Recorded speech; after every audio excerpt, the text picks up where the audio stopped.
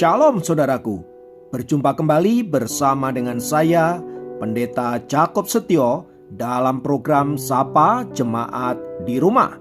Mari kita masuk dalam hadirat Tuhan, kita berdoa mohon penyertaan dan berkat Allah dicurahkan atas kita. Bapa, kami menyerahkan waktu renungan firman Tuhan kali ini ke dalam tangan kasih-Mu. Mohon hikmat-Mu, mohon pencerahan daripadamu. Biarlah kami mengerti akan kehendak-Mu, supaya sepanjang hari ini menjadi hari yang diberkati, di mana kami boleh hidup seturut dengan kehendak-Mu. Berfirmanlah Tuhan, kami siap diberkati. Di dalam nama Yesus kami berdoa dan bersyukur kepadamu. Haleluya, amin. Firman Tuhan kali ini saya ambil dari kitab Wahyu pasal pertama ayat yang ke-9. Saya ulangi, Wahyu pertama ayat yang ke-9 berkata, "Aku, Yohanes, saudara dan sekutumu dalam kesusahan, dalam kerajaan dan dalam ketekunan menantikan Yesus, berada di pulau yang bernama Patmos oleh karena firman Allah dan kesaksian yang diberikan oleh Yesus Kristus." Haleluya. Saudaraku, kali ini saya ingin berbicara tentang Pulau Patmos. Arti kata Patmos sendiri adalah yang fana, sebuah pulau kecil yang tandus dari kepulauan Dodekanese, pulau yang terletak kira-kira 55 km di barat daya tepi pantai Asia Kecil. Dahulu yang dimaksud Asia adalah provinsi dari Kekaisaran Romawi, yakni bagian barat dari negeri Turki. Panjang Pulau Patmos kira-kira sekitar 12 km dan lebarnya 7 km. Pulau ini dulu dianggap hanya sebagai perbukitan berbonggol berapi yang dikelilingi oleh lautan. Pulau ini sekarang bernama Patmo atau Patino dan termasuk wilayah Yunani. Nah, saudara-saudara, di Pulau Patmos inilah Rasul Yohanes menuliskan kitab Wahyu, kitab terakhir dari Alkitab yang kita miliki. Nah, menurut tradisi, Rasul Yohanes pindah dari Israel dan tinggal di Efesus, ibu kota Kekaisaran Roma di Asia. Pada masa itu, Kekaisaran Romawi menganiaya orang yang tidak mau menyembah Kaisar Roma, terutama para pengikut Yesus, dan Rasul Yohanes termasuk ada di dalamnya. Rasul Yohanes mengalami penganiayaan yang begitu hebat, seperti yang dialami oleh para rasul yang lain pada zaman gereja mula-mula. Rasul Yohanes digoreng hidup-hidup dalam minyak yang mendidih di Roma, tetapi Tuhan masih menginginkan dia, memakainya lebih jauh untuk menyatakan Injil Kerajaan Allah. Walaupun telah digoreng hidup-hidup, saudaraku, ia masih tetap hidup dan kemudian dia diasingkan ke sebuah pulau kecil yang bernama Patmos tadi. Nah, pada masa pembuangan selama beberapa bulan di pulau itu, saudara, ia menuliskan kitab Wahyu menjelang akhir pemerintahan Domitianus, Kaisar Romawi yang memerintah pada tahun 81 sampai 96 Masehi. Setelah kemudian ia dibebaskan dari situ, saudara-saudara, Rasul Yohanes kemudian menjadi uskup di Edesa, Turki. Meskipun ia pernah dianiaya, tetapi Yohanes adalah satu-satunya rasul yang mencapai usia lanjut dan meninggal dalam keadaan yang tenang. Nah, dari penjelasan soal Pulau Patmos ini, saudara-saudara, apa yang dapat kita tarik pelajaran di dalamnya? Pertama, Tuhan menginginkan agar setiap orang Kristen bertekun melayani Dia sampai akhir hidupnya. Sama seperti Rasul Yohanes yang mengalami begitu banyak penganiayaan dan penderitaan, namun dia bertekun sedemikian rupa sampai akhir hidupnya.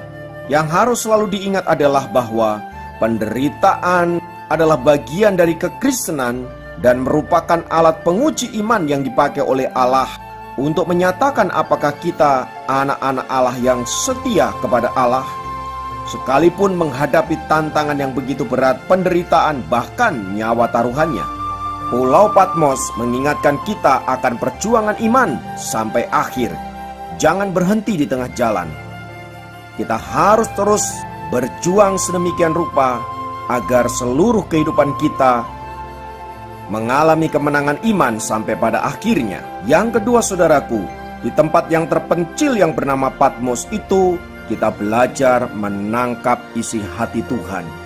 Kadangkala kita perlu tempat untuk menyendiri, tempat untuk bergumul secara pribadi bersama dengan Tuhan, agar kita dapat menangkap pesan-pesan Allah bagi hidup kita.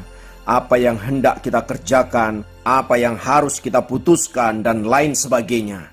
Kita perlu intervensi Allah, kita perlu hikmat dari Allah, dan seringkali itu Allah lakukan saat kita menyendiri bersama dengan Dia. Di tengah-tengah kesibukan dan berbagai pergumulan hidup saudaraku, jangan pernah lupa untuk punya waktu secara pribadi bersama dengan Tuhan.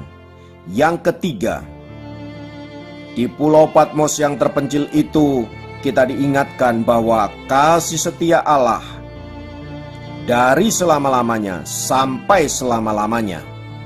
Sejak Rasul Yohanes dipanggil menjadi murid Kristus sampai dia ada di Pulau Patmos saudaraku, sekalipun mengalami berbagai-bagai penderitaan dan pergumulan, toh Pulau Patmos mau mengingatkan penyertaan Tuhan, pemeliharaan Allah yang senantiasa ada bagi orang-orang yang mengasihi Dia.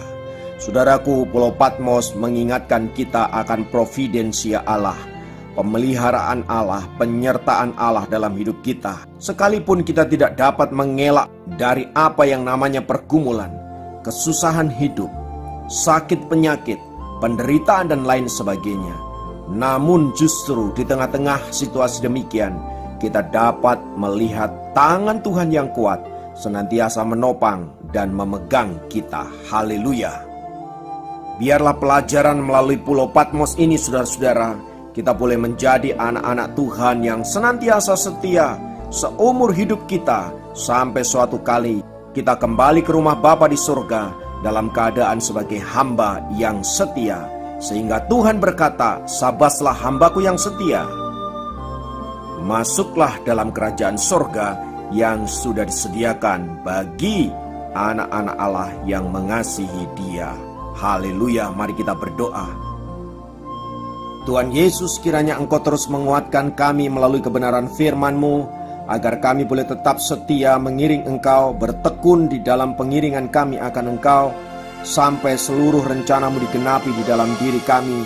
Sekalipun ada begitu banyak tantangan, ada begitu banyak pergumulan, biarlah kami tetap kuat dan setia berpegang kepada janji firman-Mu untuk senantiasa menguatkan dan meneguhkan kami.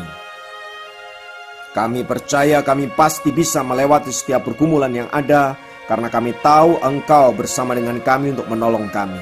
Itulah sebabnya kami menaruh pengharapan kami hanya kepadamu. Terima kasih Bapakku, di dalam nama Yesus kami berdoa. Haleluya.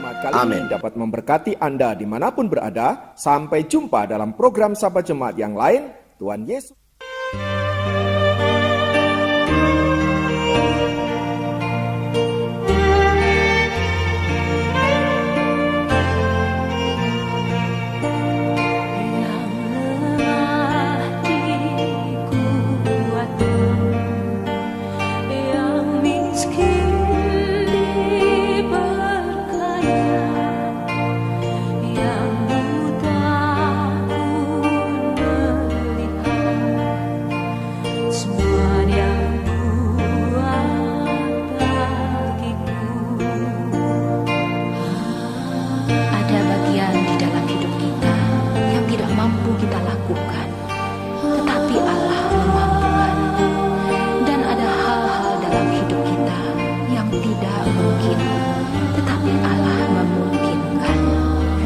Sebab itu justru di dalam kelemahan kita